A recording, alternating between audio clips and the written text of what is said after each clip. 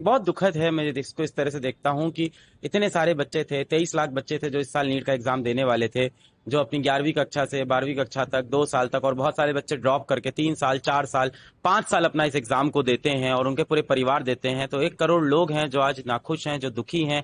वो बच्चे ने पिछले 2-3 साल ना कोई फंक्शन अटेंड किया है, ना कोई पार्टी गया है, ना कोई मौज मस्ती की है।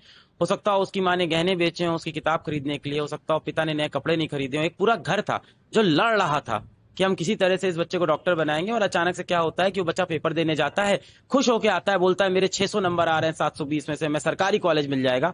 फिर उसे पता चलता है कि उसके बगल में जो बच्चा बैठा था उसके पास तो पूरा पेपर था। क्यों? क्योंकि बगल वाले बच्चे के पिताजी अमीर थे, पेपर खरीद लाए थे, करोड़ रुपए दे दिया, 1 करोड़ 2 करोड़ पेपर लेके आ गए और पूरा पेपर उससे सही सॉल्व कर दिया। तो बच्चों का पूरे सिस्टम से भरोसा उठता है जब ऐसी चीजें होती हैं।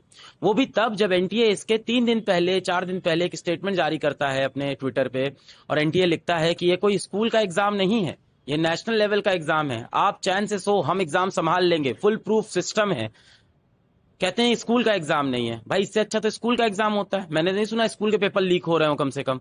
तो इतनी बड़ी नेशनल एजेंसी का पेपर लीक हो जाता है, जो बच्चे डॉक्टर बनने जा रहे हैं उनका सपना टूट जाता है। अब बच्चे सोचिए कितना मेंटल प्रेशर में होंगे। 3 साल 4 साल इस एग्जाम की तैयारी की और जाके पेपर दे के आए, पेपर अच्छा हो गया, आप सोच रहे थे रिजल्ट आएगा, उम्मीद थी। अब एनटी आज बोलता है ये पेपर कैंसिल, तुम्हारी उम्मीदें कैंसिल, बेटा चलो वापस से पढ़ाई करो। कितने बच्चे थे जो मजदूरी करते हैं, हम से पढ़ते हुए बहुत से बच्चे होते हैं जो खेतों में मजदूरी करते हैं, दुकान में काम करते हैं, घर घर में काम करते हैं, साथ में नीट की तैयारी करते हैं, किसी तरह से समय निकाल के तैयारी कर रहे थे। अब वापस वो अपने काम पे चले गए होंगे, पैसा कमा रहे होंगे, घर में कोई बीमार होगा, वापस आके फिर से पढ़ाई करनी है। बहुत सारे बच्चों का सपना यहाँ से टूट जाएगा। तो ये बहुत दुखद है। एनटीए बोलता है हम इस चीज की जिम्मेदारी लेते हैं, तो जिम्मेदारी तो एनटीए लेगा ना, आके पुतिन साहब थोड़ी जिम्मेदारी लेंगे। और जिम्मेदारी लेने से क्या चीज बदलाव होगी? बिल्कुल बच्चे बच्चे तो 100 से 1 पे आ गए ना। आप सोचिए एक बच्चे ने तैयारी की एग्जाम की और जाके एग्जाम दे के आया और उसका एग्जाम अच्छा हो गया। अब उसको बोल रहे हैं कि ये एग्जाम फिर से होगा, अनिश्चित हो गया। अब अगला पेपर टफ आएगा, आसान आएगा, वैसे क्वेश्चन आएंगे जिससे होंगे कि नहीं। बच्चों का मेंटल जो स्टेबिलिटी है वो कितना हिल गया। अब वो फिर से तैयारी करे, सिस्टम के ऊपर से उसका भरोसा तो उड़ गया है। अब क्या भरोसा अगली बार जो पेपर आएगा वो कैसा होगा, सही होगा कि नहीं होगा, जांच उसमें सही होगी कि नहीं होगी, अगली बार पेपर लीक होगा कि नहीं होगा, होगा तो पकड़ा नहीं गया तो क्या होगा। भाई इस बार तो ये हुआ कि पेपर लीक इतना फैल गया था, इतनी इसके ऊपर जांच हो गई थी, पुलिस ने इतने बयान दे दिए थे कि एनटीए ने आके बोल दिया कि हाँ पेपर लीक हुआ, हम फिर से पेपर करा रहे हैं। अगली बार पेपर लीक हुआ मुझे पता नहीं चला, बच्चे को ये भी तो डर लगेगा। तो ओवरऑल सिस्टम के ऊपर से एक भरोसा बच्चे का हटता है इन सब चीजों से। जी, पेपर जो लीक होते हैं इसमें सिस्टम के अंदर के लोग ही इन्वॉल्व होते हैं, तभी पेपर लीक हो सकते हैं। तो इसमें सिस्टम के अंदर के लोग होते हैं जिनको मोटा पैसा बनाना होता है, वो इन पेपर को लीक करते हैं। जिन लोगों को ये पेपर देते हैं ये लोग भी बहुत ही बड़े दर्जे के लोग होते हैं। कुछ ऐसे होते हैं जो ग्रेड ए ऑफिसर होते हैं, पीएससी सर्विस के होते हैं, यूपीएससी सर्विस के लोग होते हैं। कुछ ऐसे होते हैं जो बड़े बिजनेसमैन होते हैं, शहर में बड़ा रुतबा होता है, बड़ा नाम होता है, गाड़ियां बड़ी चलती हैं, बड़े बड़े घर होते हैं। तो बहुत ही आप कह सकते हो जो सिंडिकेट चल रहा है इसमें बहुत ही मजबूत, पावरफुल और अमीर लोग इन्वॉल्व होते हैं।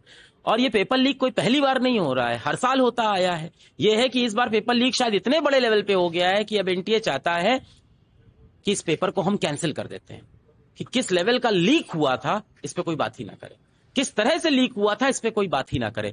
हम कह देते हैं, अब एनटीए कह रहा है हमने बच्चों के हित में ये फैसला लिया है। भाई आपने बच्चों के हित में कैसे फैसला लिया है? हित तो ये था कि ये पेपर 0 एरर के साथ होना चाहिए, जैसा कि आपने अपने ट्विटर हैंडल पर लिखा था कि 0 एरर के साथ ये पेपर हम कंडक्ट करेंगे। बच्चा जब सेंटर पहुंचता है ना तो बच्चे से क्या बोलते हैं कि तुम मोटा जैकेट नहीं पहनोगे, जैकेट में जेब नहीं होना चाहिए, तुम जूता नहीं पहनोगे, प्लास्टिक की बॉन्डर अंदर लेके जाओगे, ट्रांसपेरेंट होनी चाहिए, हाथ में तुम घड़ी नहीं पहनोगे, लोअर पहनोगे। इतने ड्रामे हैं बच्चे के ऊपर। तो आप बच्चे को तो ऐसे देख रहे हो जैसे बच्चा क्रिमिनल हो, क्रिमिनल सिस्टम के अंदर बैठे हैं, उनके ऊपर आप जांच नहीं कर रहे हो। अभी भी देखिए कोई कड़ी सजा होगी नहीं, हर साल पेपर लीक के मुद्दे होते हैं। आज तक मैंने एक इंसान नहीं सुना जो पेपर लीक के लिए 10 साल जेल में बंद हो। Why don't we treat them as terrorist? क्यों नहीं इनके ऊपर एनएसए क्यों नहीं लगाते हैं? भाई आप 23 लाख बच्चों की जिंदगी खराब होती है, आप एनएसए क्यों नहीं लगाते ऐसे लोगों के ऊपर? हंसी मजाक में टाल देते हैं इन मुद्दों को, सीबीआई जांच करेगी, कोर्ट में केसेस चलेंगे, उनके बाद ये लोग बरी हो जाएंगे, फिर अगली बार पेपर लीक में फंसेंगे। जितने भी लोग आपको, जितने भी संगठन आपको पेपर लीक के मुद्दे में मिलेंगे, आप इंटरनेट खोल के न्यूज पढ़िएगा, ये लोगों के पिछले 5 साल में 4-5 किस्से ऐसे निकल जाएंगे। यानी हर बार ये पुलिस में जाना आना इनका आम बात है। पुलिस कैसे बोलती है, हाँ इनका तो नाम है पेपर लीक में, हाँ हाँ पेपर लीक में ये इन्वॉल्व हो सकते हैं, पहले भी हुए, तो पिछली बार क्यों नहीं सजा हुई थी? तो मुझे लगता है कड़े कानून नहीं है पेपर लीक के ऊपर, इसलिए एक इंसान हिम्मत करता है पेपर लीक की। नहीं, अभी एनटीए ने बयान तो दे दिया है कि फीस नहीं लगेगी, फॉर्म का फीस नहीं लगेगा और हम फॉर्म का फीस नहीं लेंगे।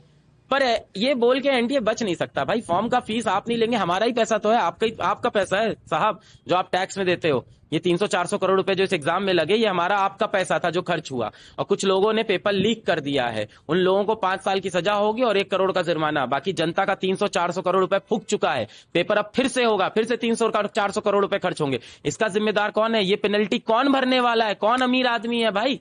तो मेरे ख्याल से उन सारे लोगों को पकड़ना चाहिए, इनकी जायदाद को जब्त करना चाहिए, उन सारे पेरेंट्स को पकड़ना चाहिए जिन्होंने पेपर खरीदा है, जिनके मन में भाई वो भी उतने ही गलत हैं जितना गलत एक पेपर लीक करने वाला, जितना गलत पेपर बेचने वाला, उससे ज्यादा गलत एक पिता जिसने ये पेपर खरीदा अपने बच्चे के लिए, क्योंकि उसने एक दूसरे बच्चे की उम्मीद को मारा है। अब इसमें हम क्या कह सकते हैं? तो एनटीए बताएगा। अब एनटीए के हाथ में है, देखिए कब अब डेट देते हैं, एक अगली डेट देंगे, वहां से बच्चा फिर से तैयारी करेगा। बच्चों से मैं यही बोलूंगा कि मुश्किल हालात हैं बेटा, पर आपको इस देश के ऊपर से भरोसा नहीं छोड़ना है। कोई देश बेटा परफेक्ट नहीं होता है, अच्छा बनाना है, हम सब मेहनत करेंगे। और जिस तरह की नाइंसाफी आप सबके साथ होती है, हम मेहनत करके ऐसा देश बनाएं कि हमारे आगे आने वाले बच्चों के साथ ऐसी नाइंसाफी ना हो।